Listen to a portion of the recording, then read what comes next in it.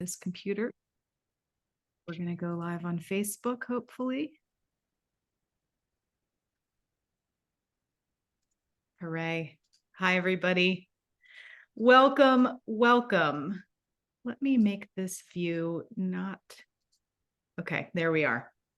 Hi, welcome as everyone hops in. Happy spring. Happy second day of spring now. It is March 20th, 2024. Happy birthday to Kate, giving us her brilliance on her birthday. So excited that you are here. It's a great way to spend the day. So excited to be with you, Meg. With talking about something that you love and something you've got a lot of wisdom about. So I'm really excited that you're joining us.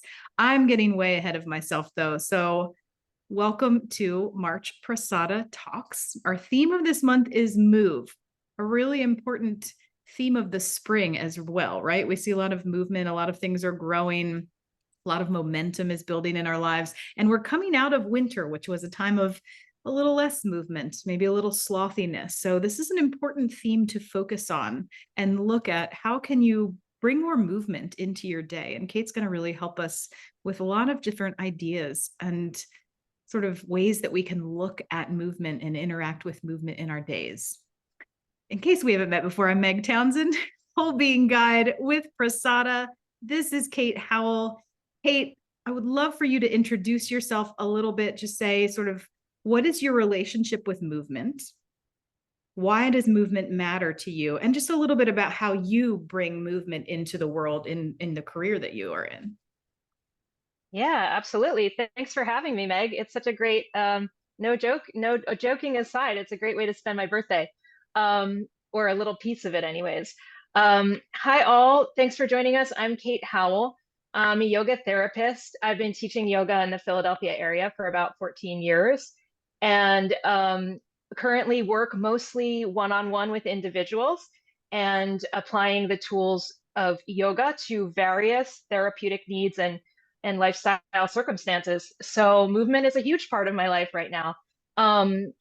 Movement has always been a big part of my life. I think I've always been, just since I was a small child, very connected and in my body. I was very much a kind of tomboyish little girl. I was very, very active. I love sports and I love that like feeling of aliveness that you get when you're moving your body. And as I grew up, I gravitated towards creative pursuits like performance. And I found that I was drawn really mostly to the physical aspect of performing. So dance, I did very theatrical styles of performance. And in my, early adulthood in my 20s, mask performance, puppetry, all the ways that I could like really embody stories. And all of that actually brought me to yoga. And once I found yoga, I realized everything clicked. I was like, oh, this is body, spiritual connection. The body and the spirit are very intricately linked. And I have always believed that in my heart or felt that in my heart. And there is a philosophy that supports that. So that's what movement means to me. Such a great question. I love that. And as you're going through your story, I was recognizing, and every time I hang out with you, and when we spent some time in Costa Rica last year, I realized we have like similar sort of points along our path as movers and people who come from the theatrical background. I had also a similar experience of growing up of just lots of sports, like, some I was better at than others, some I was terrible at, and I didn't necessarily feel like in my body a lot. So it's interesting to hear you describe that just a little differently, of a feeling of aliveness. I don't know why I moved back then, but I just liked to engage in community and I love to explore. My parents were great about just encouraging me to explore different sports and different ways to move until I sort of found the ones that I loved and fell into. But it wasn't really until I found yoga that I started to really inhabit my body more, even though I was a mover. But it wasn't until that really like linked up the connection of, oh, I'm in this body and this is how it moves and this is what it feels like to move. So yoga really unlocked that sort of connection connection for me. Mm. And now that's why it matters. It's just like feeling alive and connected to the body that I'm in, the space that I'm in, the music that's playing sometimes, and continuing to move. For me, why it matters is I love hiking and being in nature. And I really want to be able to like still climb, not like summit mountains. I'm talking like hike up some steep paths in mountains. I'm not a mountaineer, but I still want to be able to climb mountains for as long as I possibly can to get those views and to connect with nature. So that's why I really focus now on getting as much movement as I can into my day in different ways, shapes, and forms. So I can hopefully have a chance to keep hiking those paths. That's so great. Yeah, we have so many parallels, you and I, It's funny. with, yeah, yeah, I love So that. tell me this though, because we live in it, and it wasn't until I started to kind of work more at a desk and at a computer that I started to feel, because as also a yoga teacher in Philadelphia, like I would run around all day through the city. So I was always moving, but now I'm a little more Mhm. stationary at a desk and have that experience of what people talk about of just I'm I'm moving less. And that isn't just how we work though. There's some really interesting research, and a person that you have introduced me to, I'll let you talk about her, but who really talks about in our modern world how much less we are moving, not just at work, but in everything. Can you kind of set the stage for that of what I'm talking about? Yeah, yeah, I would love to. Yeah, probably about 5 or 6 years ago or so, someone introduced me to um, this woman named Katie Bowman, and she's a biomechanist. So basically, that means she studies movement, like the movement of organisms. And she's most specifically interested in humans and movement. And she talks about this phrase. When I heard it, it hit me so hard, and I've like integrated it into my life ever since. Um, she says that humans, over the course of many, like thousands of years, have outsourced their movement. And what she means is we began as this hunter-gatherer society where our entire lives were, movement was the centerpiece of our life in terms of survival. We need to move through the fullest possible range of our movement in order to survive. We need to dig down low. We need to run through the woods. We need to climb trees sometimes. And not only that hunting and gathering, but like the preparation of food and the traveling and the making of shelter, like all of these things that humans had to do themselves, and that the human body is capable of. So, of course, we are a far cry from hunter-gatherer society. So even when I'm saying this, some people might be like, all right, what does that have to do with me? Like we have moved on, um we can recognize that. But if we look at where we're at now and how far away from those capabilities that the human body is designed to do. And she has this book of essays called Movement Matters, where she really kind of drills down on this. So if we want to have a meal now, it's not just that we just don't need to hunt. We can go to the grocery store. That's true. But we can even just like order the groceries on our phone, have them dropped on our doorstep, or we don't even need to cook the meal. Like we can have the prepared food delivered to us. And all of those little steps that we've now bypassed, she says we've outsourced. So we've outsourced not only, the procuring of the food and the hunting and the gathering. Okay, we're not going to go out with bows and arrows for sure, but even to walk to the grocery store, we've substituted that with the car driving, but then we've substituted that with just sitting still. um so not to feel bad about any of this, like it's my birthday today, I might get some takeout tonight. Right, we're humans and this is available to us. But then she points out how crazy it is that we're all feeling the deficit of the lack of movement, and then trying to, like, she's like, we're not a lazy culture. In fact, we're kind of obsessed with exercise. I mean, there's gyms everywhere. People are always talking about like, and then people are feeling ashamed that like they're not waking up early enough to get their workout in. Right? Anyone who works out is still not really satisfied because they're always feeling like they're not doing it enough or right. And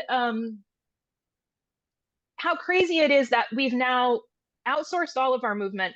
So now we have to build in pockets of our day, designate those pockets to move. Yeah. And like we're always coming up short because it doesn't fit into our lives, right? Um, so what is the solution? And Katie Bowman would say, well, maybe you don't need more exercise. Maybe you need more movement. And maybe that reframe is the thing that will change your life. I love this too, because it's, as you, I'm assimilating all of this. As you said, like we have these pockets of movement in our day that we make for exercise, but there's this invitation of this reframe of like any movement is exercise, if you will, right? And so Right. cleaning your house, even when we talked about this a couple, maybe last year when we developed more of a movement awareness program, you even talked about like how narrow our scope of movement is, where, and that like blew my mind, where I'm like, sometimes I can sit for an hour Yeah. with my mouse, and this is the move Yeah. that I do. So we've like lost. And so what's the impact of that when we start to really just lose the range of how we can move, and we're just sort of confined? What do you? Right. Well, I have something to say about that, but before I do, I just want to say that when the last time I was at my eye doctor, he was talking about just the impact of the strength of our, like we've lost some muscle strength in our eyes because we only look at a screen, as opposed to like 20 years ago before there were computers, even in workspaces that were sedentary, you would have been moving about, like you would have been moving that typewriter bar, and you would have been like traveling to the person across the way just to deliver the papers. Now, I'm not saying that this is like, curling. I don't even know the terms. Like, this is not like what you do in the gym, Meg. I know you live, but it's movement, right? And it's moving your body the way it was designed to move. I feel like it's the obvious thing where people are, we're losing strength in our muscles, and then we're needing to build this strength, and we're ending up with like aches and pains, right? From being sedentary, from being in not that sitting is bad, and Katie Bowman wouldn't say that sitting is bad and we should all be standing now all the time. She would say you should sometimes sit, sometimes stand, sometimes lie down, sometimes have your hips open and sometimes have them internally rotated. So it's about moving in the ways we were designed to move. But I feel like there really is an impact on the mental, emotional health. And, if you subscribe to it, like the spirit, because if you think about, if anyone out there who's listening, like if you have a dog and you put your dog on the leash in the front yard, you know that they're like chomping at the bit to get off that leash. Or you take your dog to the dog park and look how happy they are because they're running, and they're running as fast as they were designed to run, unfettered. And in some way we don't identify as animals, but humans are animals, right? And so if you just take that parallel, like I'm looking at my dog in the dog park and you can see that he's like, look at me, I'm so fast. I like, he's not running for any purpose other than because there's joy for the dog. There's joy in being able to move to his fullest capacity. And I think that we have that like very deep desire that we like pushed down underground, you know? And we're just not doing it. We're not moving in those ways. And then we're like, oh, my back. So then we do end up going to the gym or something, going to PT, and we hate doing the exercises because like they're not fun all the time. Sometimes we discover something we like, and that's when exercise becomes, we're intrinsically motivated. Um, but I feel like we're like birds with clipped wings Hmm. when we're sitting at work all day. It's we're not moving in the way that we were designed to move, and on a spirit level, we feel it, and we feel discontent.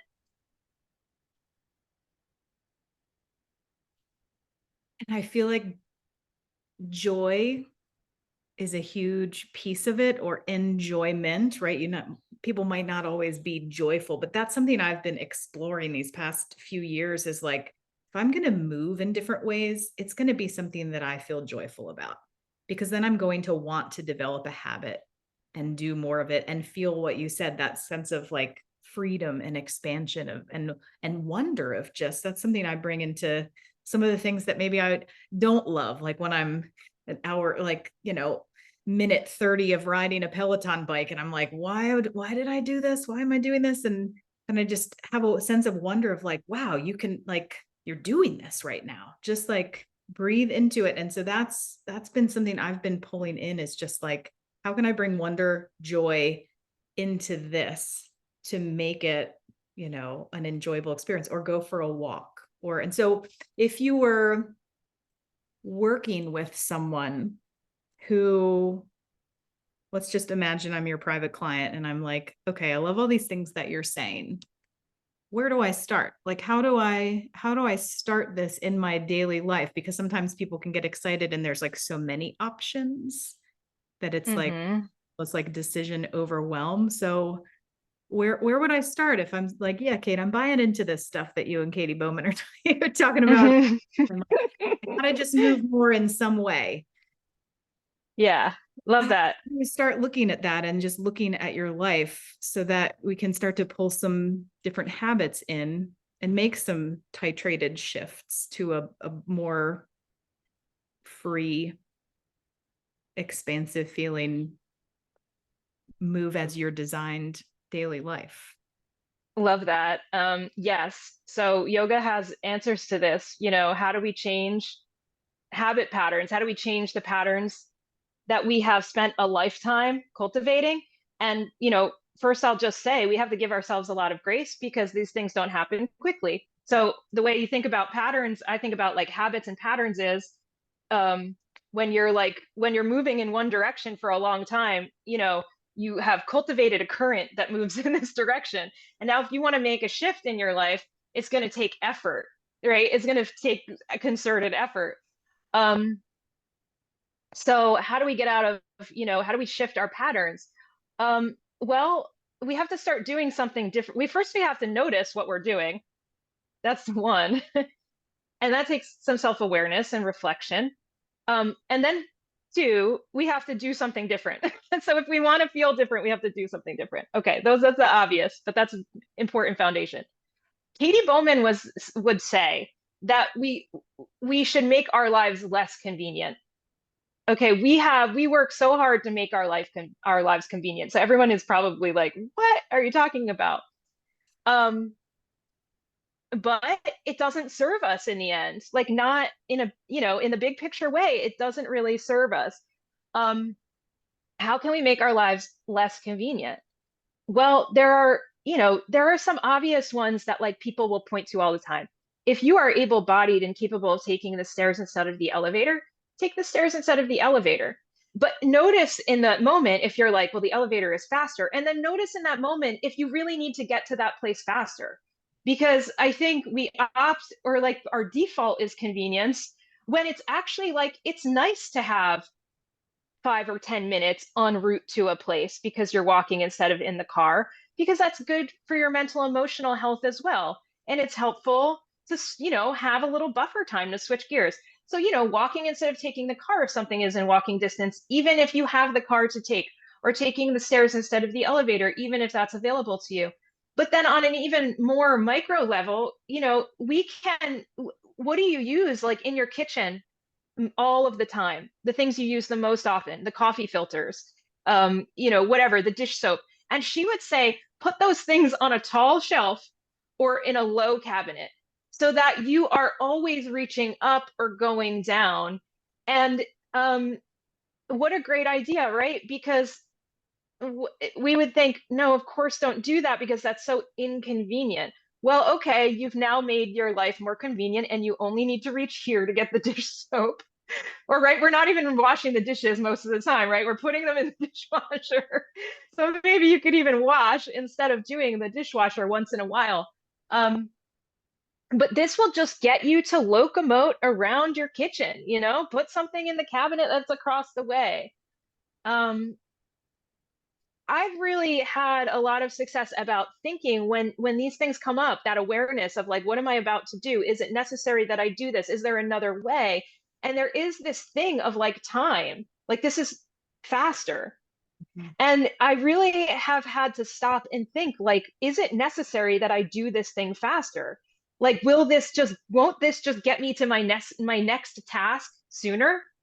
And why are we all trying to do so many tasks in one day?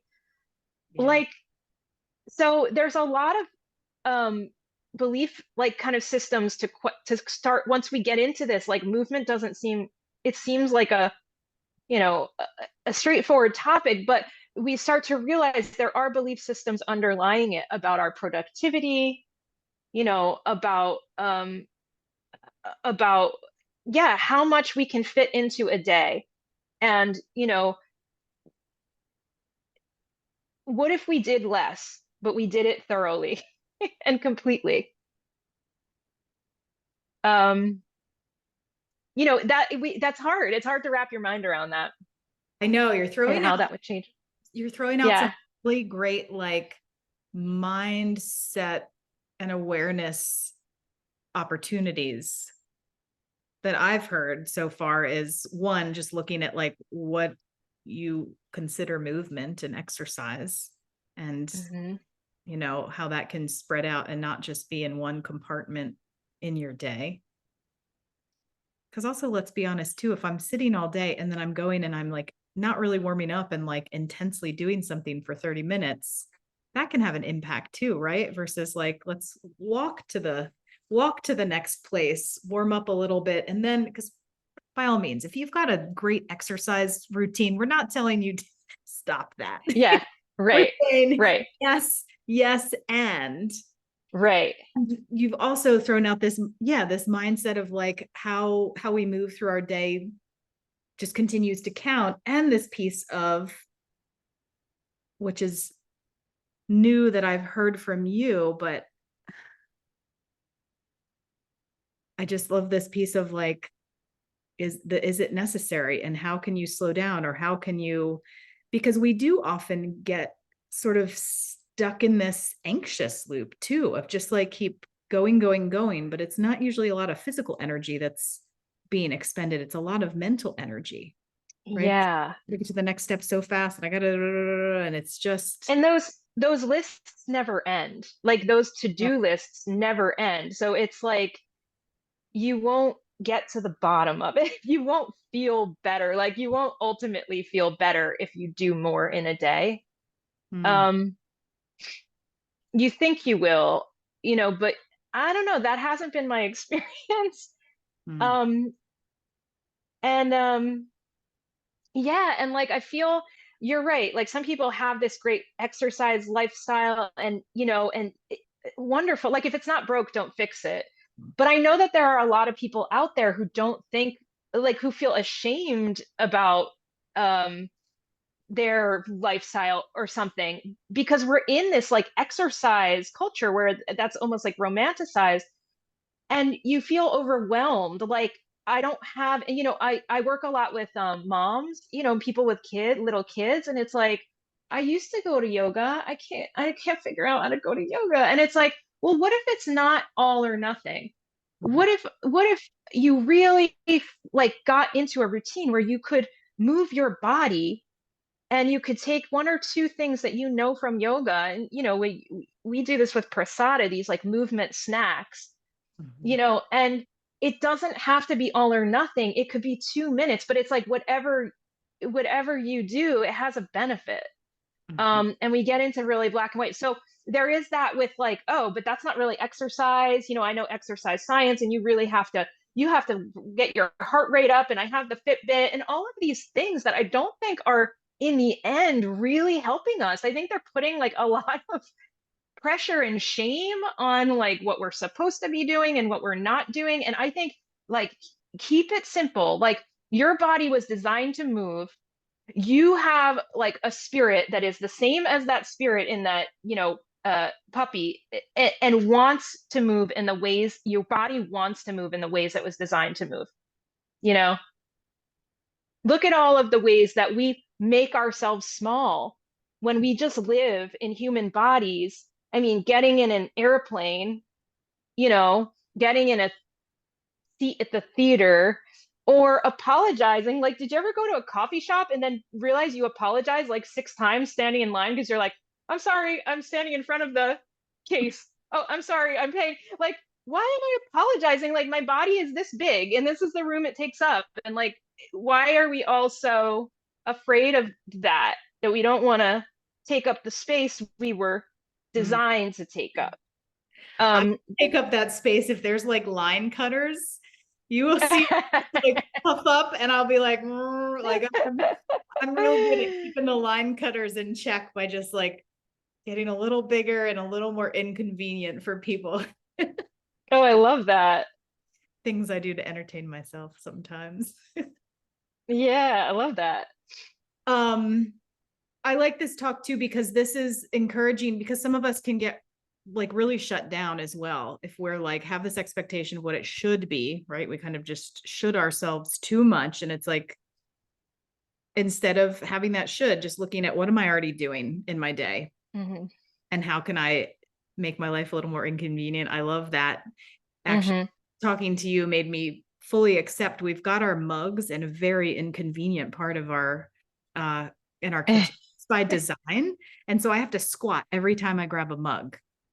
And now I'm uh, it's actually doing very your squats. yeah, get your squats in, put the soap under the sink and do a squat and really look at like how are you moving? How can you get some of those foundational movements throughout your day in a slightly less convenient life, right? Yes, I love that. And how, the chores that you hate, like making the bed. And I think about this every time I put that fitted sheet on the bed.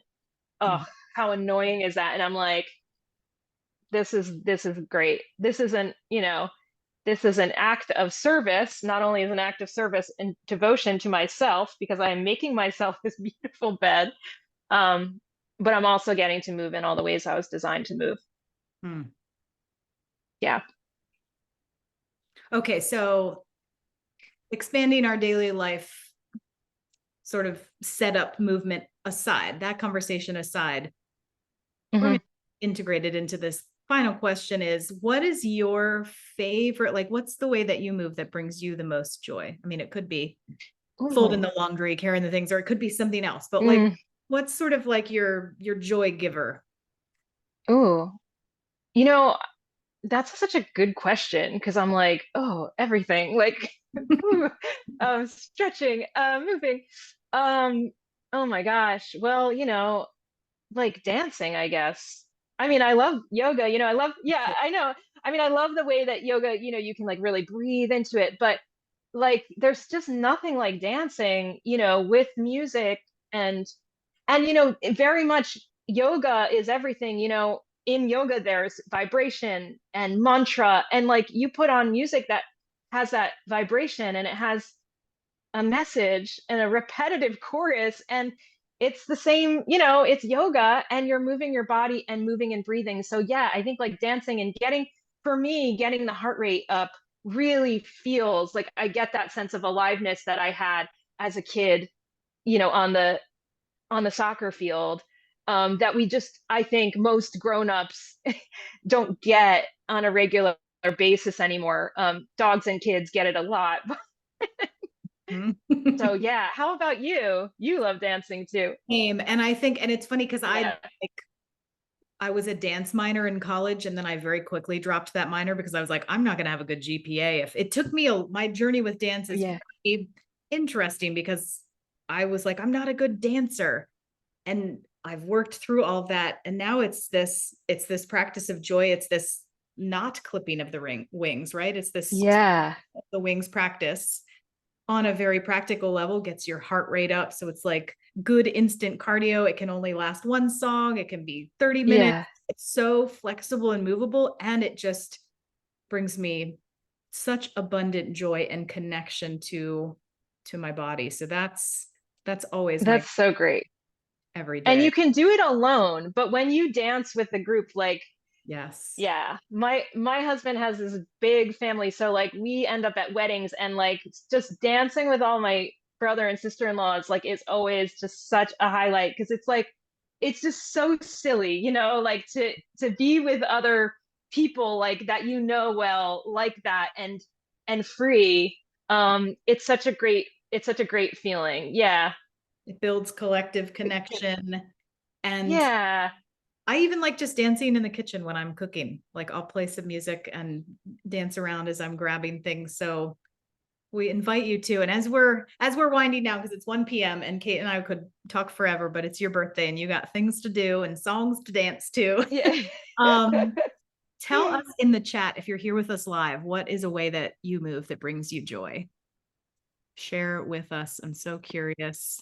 Thank you, Kate. As we're also winding down, you are Sweet Fire Yoga, right? If anybody wants to just connect with you and see more about what you do, Instagram, Yeah, yes, sweetfireyoga.com. I'm really easy to find on Instagram and Facebook, and feel free to message me if you have any questions about anything we talked about today. Thank you so much, Meg. This is so Thank fun. you. Oh, we've got a bunch of dancers. We've got someone who loves cleaning. I love it. Ooh, Pickleball, biking to work sets my day off right. Yes, absolutely. mm. Pilates or yoga. Oh my gosh, someone's going to give their Roomba a movement holiday. Go for it. Yes, give them a little break. Yes. Dancing, walking, hiking, yoga. Awesome. So we're all moving in some way, shape, or form. The weather's getting beautiful. So please get outside, go for even just a walk around the block. Sometimes in a little break of meetings, I'll just have a very short walk, right? Set your expectations of it doesn't have to be anything except a bit more movement in your day, something that brings you joy, and anything counts too. So thank you, Kate, for just your unique perspective on movement and for introducing me to Katie Bowman and us to Katie Bowman. She has a book, right? That is really just Yeah, she's got a bunch of books. This one is called Movement Matters, okay. and it's a collection of essays, but she's got a bunch of books. So yeah, definitely look her up if you're interested in more of that kind of line of thinking. Awesome. Yeah. I Happy birthday. Thank you all. Thanks all. We will see you again someday soon. Until our paths cross again, please be well. And I'm glad you got a little motivated. Somebody said, I've got some motivation. Awesome. We're glad that we provided that. Have a little movement in your day today, and we'll see you again soon. Take care, everybody. Bye-bye.